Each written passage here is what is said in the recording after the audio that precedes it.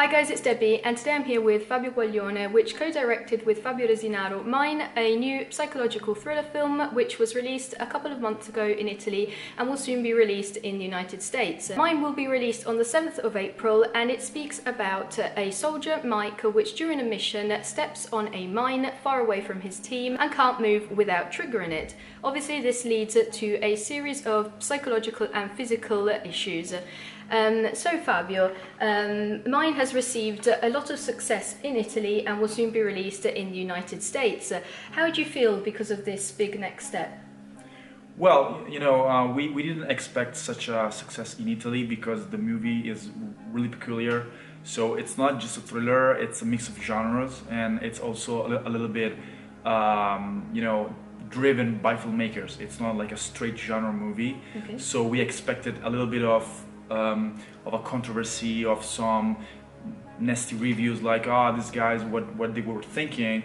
Instead, we had a lot of love, I can say, from the audience, and a lot of good reviews from all the journalists, and even the ones that underlined not the best things of the movie. They appreciated the fact, that the movie, it's especially made by some images that can, they say, talk directly to heart, which sounds cheesy, but I think it's really something that we tried to do, for this movie, like doing something that was, not like a straight thriller movie or a straight war movie. It's not a war movie at all. Okay.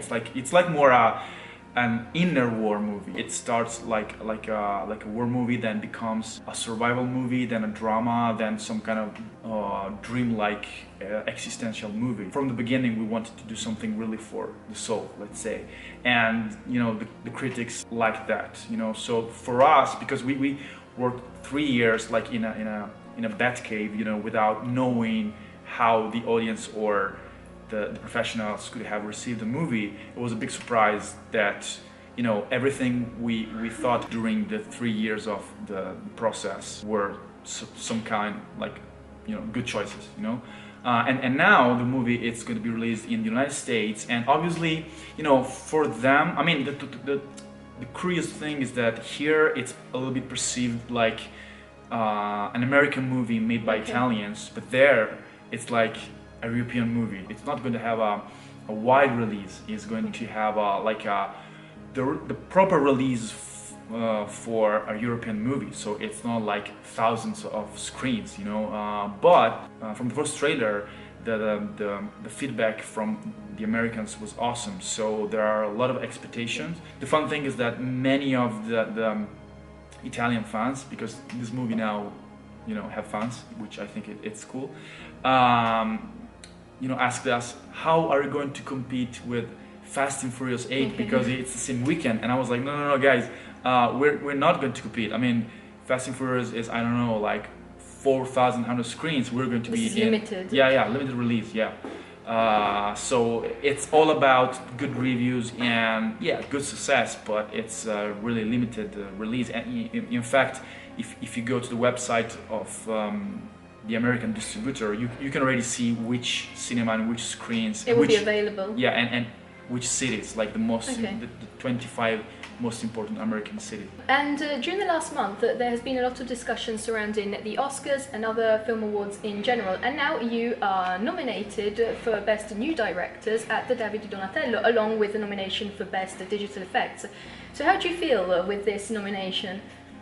Well, the fact is that we are like wild animals. We're not part of the American industry, and we're not part of the Italian industry either. I think it's exciting and interesting to see that we are there with all the classic names of Italian production companies or Italian directors. I feel there we're like really outsiders, or like I say, we're pirates, So I hope there's going to be some kind of acknowledgement of what we did, but the fact that we're there, it's somehow like, we didn't act like we were in the system, we were outsiders, but somehow, even because the movie was a commercial success in October in Italy, it's like even Italian professionals and Italian industry is taking consciousness that we exist somehow. So obviously I hope we're going to win something. But I think it's going to be cool that in that kind of night we're going to be there. You're going to be present. Yeah. And now there is even the possibility for the audience to vote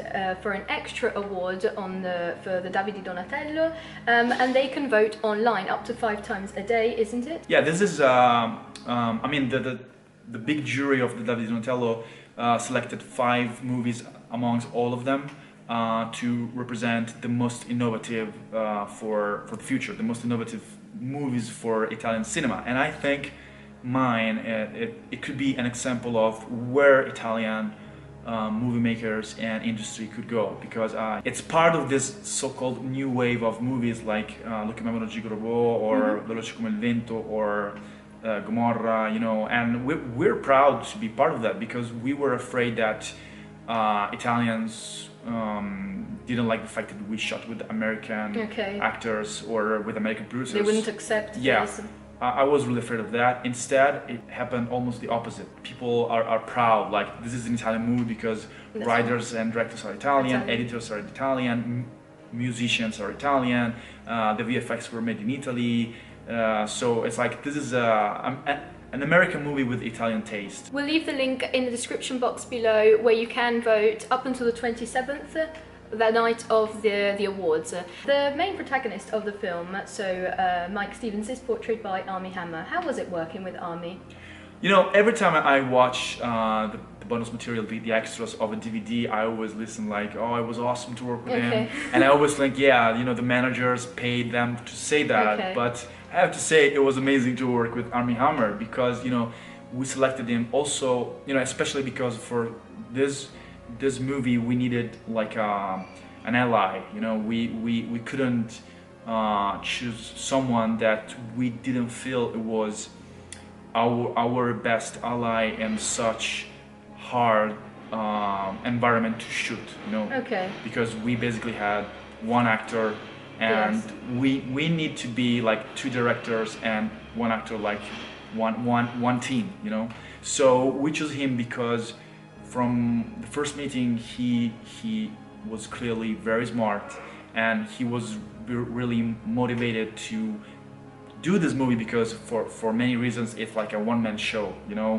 And we needed someone that was able to make the audience cry or laugh, or, you know, we needed someone that, you know, people could relate to. And Armie has this kind of, you know, he's romantic somehow, but he's always nice, you know. So we needed someone that has that kind of charm from, you know, from almost those old movies, you know. He's like a Lone Ranger, like the movie they did. So and you know, we weren't so convinced at the beginning, because you know, we were watching him in Social Networks or Lone Ranger or other movies, and he was so handsome, so expensive, so nice.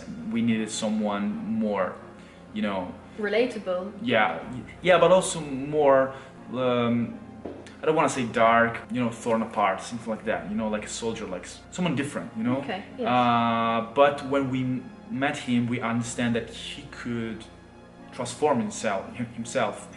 So that's what we needed, maybe, because if we were able to make him work in that role we wrote, that was a little bit more two-dimensional, the character would have been more interesting, you know. So the first question we asked him was, you know, are you available to shave your head? And it was like, yeah, absolutely. I want totally change for this movie.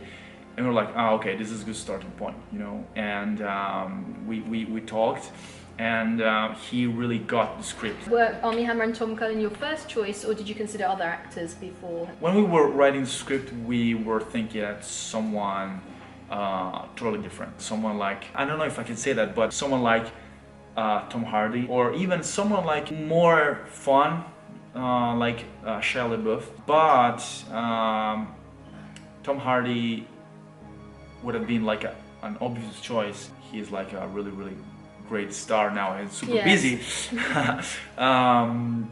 So when we met Armie, was interesting because it was like opening our minds towards a more three-dimensional character. Like Armie acts a lot through nuances, you know, Okay. which was something that we needed from the page, because we wrote some kind of, I don't want to say stereotyped character, but very symbolic, you know. Yes. So you need an actor that is able to make that symbol live in a way that people can be excited or related to. And so we're saying we were not really convinced when we heard his name, Okay. but then we met him, and we understood immediately that he was the guy, you know. Now it's fun because we can really think about anyone else in the world to play that role in a way that for us is very, very well balanced, because he's handsome, but not, well, he's very handsome, but we work to make him less handsome. He's very gentle, but he's also masculine. We try to find and build with him the character in a way that was good for the movie, you know.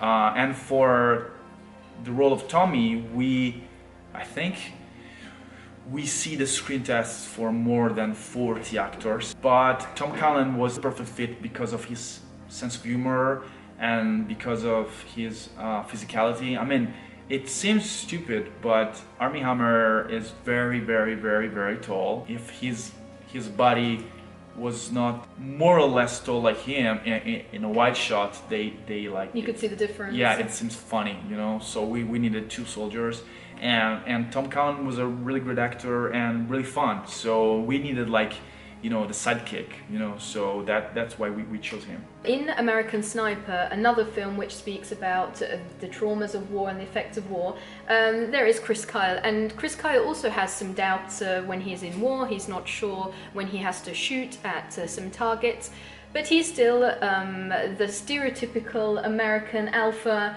male. But in mine, Mike is completely different. You completely flipped this idea. He's a more fragile man then. So you didn't really need somebody completely stereotypical, like the strong soldier.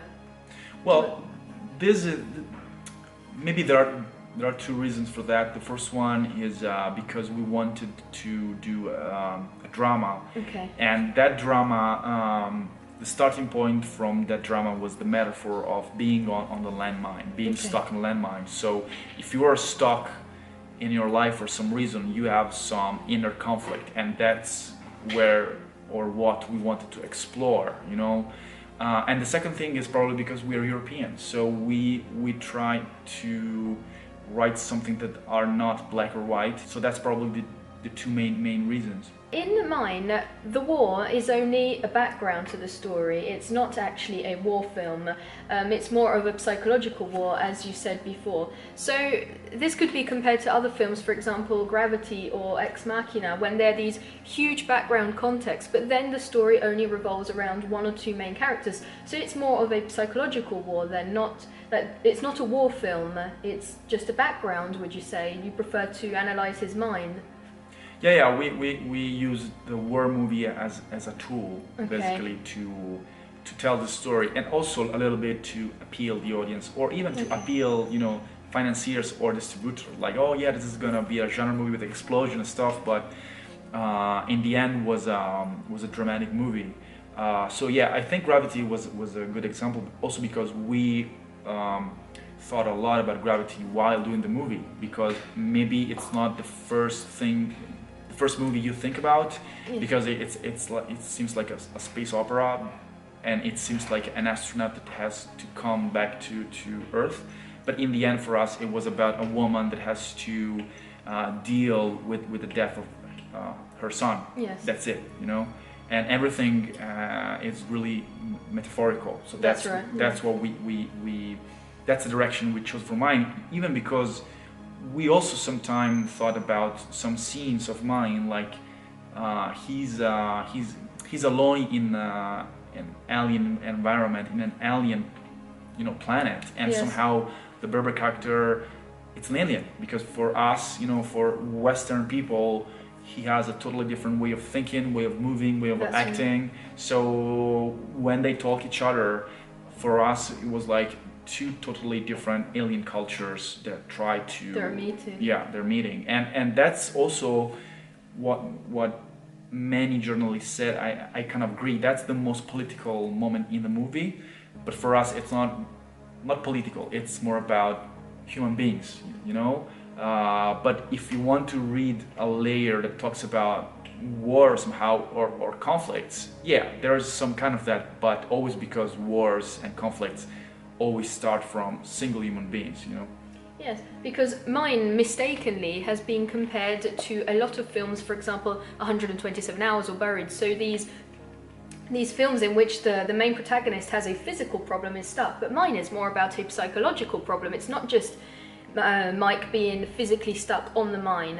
So it's more of this psychological analysis. And you were speaking of metaphors, and the biggest metaphor, the biggest symbol in the film is the steps. What is the ultimate message? Let's say that we love to work with symbolism and esotericism. So every scene in the movie, the visual elements and the narrative elements that shape the scenes for us always have secondary secondary meanings and stuff like that. So if you see the movie, it's really clear at a certain point like what the metaphor is.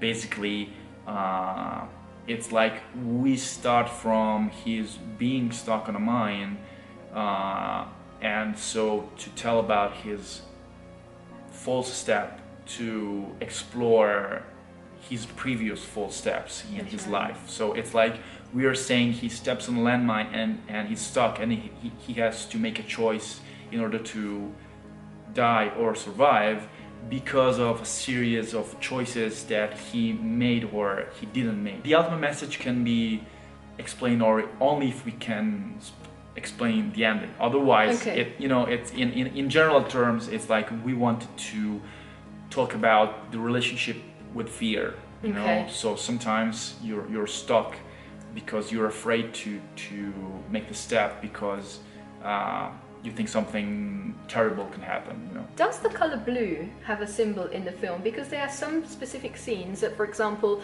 when Mike remembers his childhood or his wife, and the color blue is recurrent. Is there a meaning to this? Yeah, there are two meanings. The first one is because we love astrology or quantum physics, and we also love tarots. So from our knowledge of tarots, while the red is always associated to what is visceral and about human emotions and earth and passions, what is blue is more about what is divine and right on an ultimate level.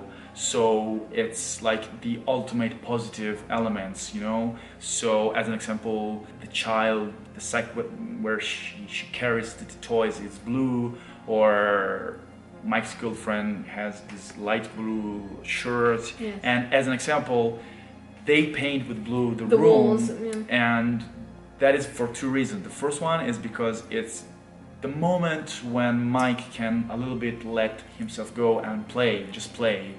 And not like doing, even painting like a military thing, but joking and playing with. He's relaxed. Yeah, it's like love, you know. The second thing is because in a previous draft of the script, in that scene, it was more clear that maybe she was expecting a baby, and they were painting the room for the baby. child. Yeah. But it was a little bit too much, so we tried to do like for many elements in the movie, just to suggest that and to be more subtle, you know. Mike has also solved all his problems in his life with violence. He has had a lot of issues with physical strength and fight, and now he's in war. So is there a lesson also about violence in this film? There is not a general message specific for violence, but for negative things. So what the movie basically says is that you can shape your world, your existence, your life, so even negative things can turn into positive according to the way you can think about that. So maybe something really bad that happened to you can lead you to in a very dark place, or you can take some lesson from that and improve your life, you know. Like children of parents that are, you know, slaves from alcohol, usually they become alcoholics or they don't drink alcohol at all, you know. So So the movie said, you know, maybe sometimes you don't have to fight against bad things, but like accept and embrace them, and maybe they can turn to be useful for your path. For yourself. Tom, Jenny, and Mike, very typical American names. They're standard names. Could this be a metaphor for the situation of all soldiers then in war? Yeah, absolutely, absolutely. Yeah, we try to shape the more universal story possible. In a certain sense, some passages or some characters are very simple. Okay. Some won't say too much, but we wanted to create characters or scenes like, you know, places where people could put their thoughts in, you know, and that worked, you know, because very relatable. Yeah, because many people said, "Oh, this movie made me think about my life, about this, about that." And one interesting thing was, you know, with Facebook and all the social networks, it's more easy to get in contact with the audience, which is amazing. Yes. And I received a lot of private messages from militaries or sons of militaries, and they said, you know, this movie talks about war and militaries more than many movies about militaries and war, you know, because I received some messages like, you know, this is my father, or like, this is me with, and one of the most touching ones were a message from a couple, and the girlfriend wrote to me, and she said that she is engaged with a military guy that is in Italy only like once every 3 months. So that time they chose to go to the theater and watch mine, and they both cried together because Mike's story is the story of his boyfriend, basically. So it was a really moving moment, you know.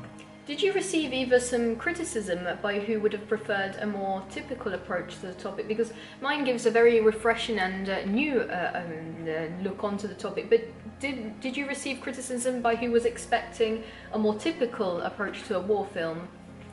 Well, there are some criticism for the movie, which is one thing, but from what you say, it's really more about general terms like, what a shitty movie, it's all about one in one place, or there's no action. You know, it's very, very simple. Okay. And then there are the criticism about specific stuff, but that it's another area. You know, the one that wanted a more military movie, it's more straight like, this is shit, this is boring. I was expecting something different.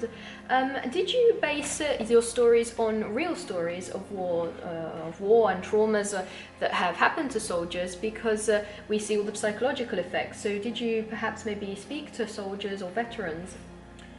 Well, you know, the landmines that don't explode the moment you step on those are very rare. Okay. Yeah, I think it's a minority of the landmines. Usually the landmine explodes once you step. And the click and the fact that the mine explodes only when you release the pressure, it's a very cinematic thing. Okay. But there are some mines that work like that.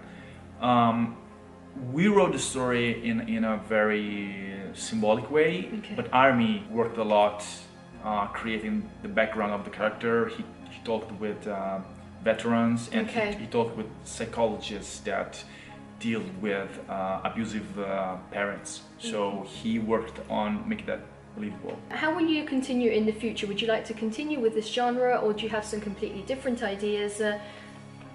Well, we like to use the genre code because it's a code that can talk to a mass audience, but we also like to say something personal and to say stories that are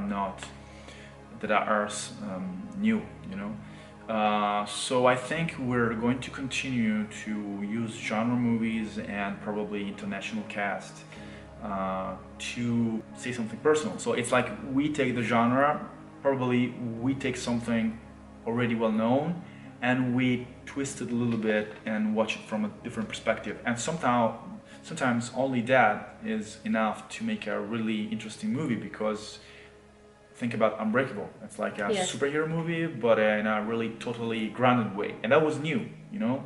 So that's what we like to do, probably, to play with genres so that everybody can, you know, get into that, but at the same time to give something unusual. So people, it's like they know the place. You know, it's like they know the word, but they don't know the city. So it's like they explore that, thinking to know what they're going to meet, but then they're going to see like a new weird building or a new shop or a new person, and that what we hope it makes the experience interesting for that. I think it was really interesting that for the Italian release we cut the trailer, and we didn't put in the trailer any element of the second half of the movie. Okay. So many people went to cinemas thinking about, I know everything about the movie because I saw the sandstorm and everything. I just want to see how it ends. And then when the Berber comes in, they were like, what? They weren't expecting it. It was completely different. Absolutely. So you were speaking about The Matrix before. Are there any other figures or films in the cinema industry which influenced your work as a director, or in particular this film? In general terms, I think you were influenced by everything you loved. Okay. So I can say that this love came from childhood, and probably the movie I watched the most when I were a child were Back to the Future, Ghostbusters, and Big Trouble in Little China. Okay. And I remember I watched a lot of time trying really to dissect, to analyze like how they shot, how they write, the rhythm, the music, like everything. I was not only interested in watching the movies, but to understand the movies. And then obviously in the years, there are a lot of directors, more the movies that influence your language. So Spielberg or Sergio Leone, for sure, David Fincher, and I think of the new ones, for sure, Christopher Nolan. Talking about specific movies, I think working on mine, we always thought about Gravity. Even if it's very different, we always maintained as a reference 127 hours, because it had a similar structure, like people get stuck in a place, and then survival elements, and then flashbacks. What I always say is that since the premise is so different, the movie is different. So in 127 hours, the protagonist is literally stuck. He cannot move. So that generates a story. In our story, our characters can perfectly move, but you can make a choice. Yes. So this is about choice and fear. And one movie that we always thought about while working on mine was The Grey with Liam Neeson, and it has a similar structure because it's a high concept, it's about survival, but there is this kind of strange mix with dreams and flashbacks, especially in the beginning and the ending. So I think from that movie we also were inspired by how to shoot the night scenes, because in The Grey, Liam Neeson has to fight werewolves in the night. So since it's not a high budget either, we took some ideas about making the nights very, very, very dark and playing with the eyes of the animals or with sounds a lot. So I think these are the three movies that we thought about while we were working on mine, but they're not like inspiration. It was like movies, to keep an eye on, Okay, and speaking of this night scene, during that night scene, we don't really know what we are really seeing. We don't know if it's reality, what's part of Mike's mind. Could this be all a dialogue he is having with himself inside his mind? Is it more of a psychological war, this effect of us leaving the cinema without knowing if it was real or if it was just a product of his mind? Absolutely. We try to shape the story from the writing, but also in directing and in the editing, to give room for people to create a lot of theories. So the night scenes are really metaphoric. So it's like like your inner demons that by night comes to haunt you, emerge from the darkness. So absolutely, even the Berber, it's not clear how much is real from when. Maybe it's totally real, maybe it's totally his imagination. Like but for me it's very important to say that it was all planned and well thought. Like as an example, the very first scene in the movie that we see the Berber and the child, it's the scene where Mike's, it's watching to the rifle and see them, and Tommy doesn't see them because it's like I can see everything. Yeah, and Mike says, oh, there are two people, but Tommy doesn't see them.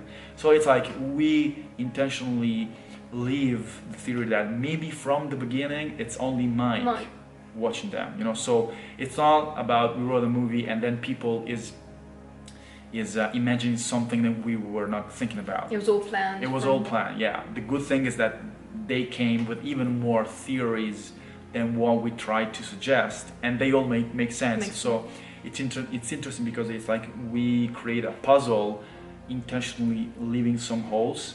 So since the structure is good, you can fill the holes in many ways and creating many theories, and it always makes some kind of sense. Do you think that products, you said before about They Call Me Jig or Gomorrah, do you think Mine and these recent films will be able to shine a more positive light on Italian cinema, which recently has been receiving maybe negative reviews because of all these short-lasting products? Do you think this could be a new path for Italian cinema? It could be the start of something more positive? Well, it could be. I think 2 or 3 movies are not enough. Okay. They could put some shine or on the filmmakers, not Italian cinema. That's our hope. Our hope is that the Italian industry gives some continuity to this projects, and it's not easy because they have to give some faith, some trust to these new filmmakers. I think there's the chance, but it's very, very, very hard. TV series are at their maximum peak. There is an apex in the popularity of TV series. Did you ever consider directing or producing a TV series? Well, that would be a dream. It's really that it's another league, and it's not so easy to get into that. Maybe when you're a name, you're an established name, you can say, oh, I have a series, or the other path you can try is to develop. But like in movies, you can develop 100 projects, but only 1 or 2 arrive to the set and it's shot. So we have a lot of ideas. We are actually talking about that with many partners. Okay. But it's a long path. One thing is that you're an Oscar winner, you're Sorrentino, and you say, I got an idea about a series, and the idea is cool. And then you are able to involve Jude Law. Yeah, so great. It's like, okay, this is the package. HBO, you want to do that? Yeah, For us, it's a little bit more difficult. But I love the mechanism of the storytelling. The ongoing storytelling, because I love comic books. I love TV series. So I think it gives you the chance to explore, especially characters in a unique way, because you can creating very, very complex characters, like Walter White or Benjamin Linus, So it's a dream. I think in the next years we will definitely work about that, but we also have to be realistic. And maybe the more movies we make, the more voice you will have. Yeah, we will have. Do you have any specific new projects in the upcoming future that you can talk about, or is it still all a big secret? Well, there are many secrets, also because we can write some script but unless you have the money, and sometimes even if you have the money, the movie is not really 100% sure that it's gonna happen. But we recently announced this movie called Ride with Italian and international company Lucky Red, which we cannot say really so much, but we're going to be writers and producers on that, because we like to continue our path as directors, but also to generate a wave of genre movie. So that is going to be a genre movie with some kind of high concept.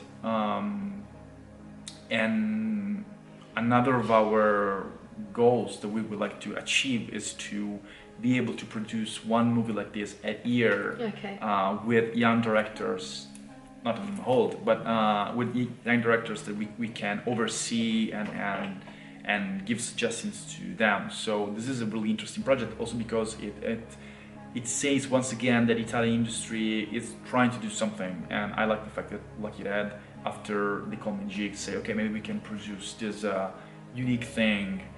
Obviously, the key is to keep low the budget or not so risky, but we are, you know, like masters in that. Okay.